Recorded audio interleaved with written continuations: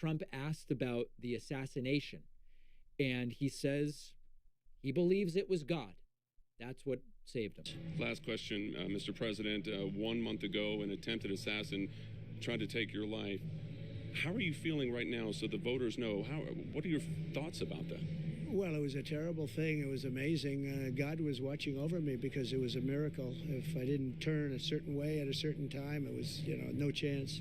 And it's very much a miracle. For those that don't believe in God, I think you'll start believing in God when you see that. A lot of people have actually felt that.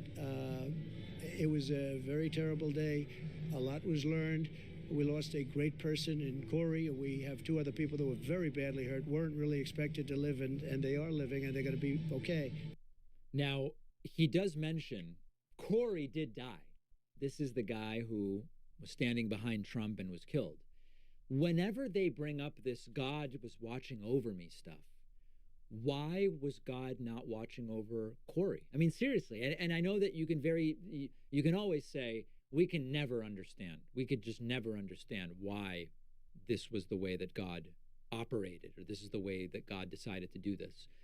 But it doesn't really make any sense. If God works in mysterious ways and we can't understand why God allowed the bullet to kill Cory, then we similarly can't really say that God acted in order to spare Trump. Why didn't God make the gun jam? Why didn't God prevent the shooter from even being there or even being born? This stuff is obvious, overt nonsense, but particularly when one person was killed and 2 were injured, there are such obvious questions about why did that happen if all of this was God's doing? Couldn't God have simply made the bullet miss you, but ricochet away without hurting anybody at all? Well, no.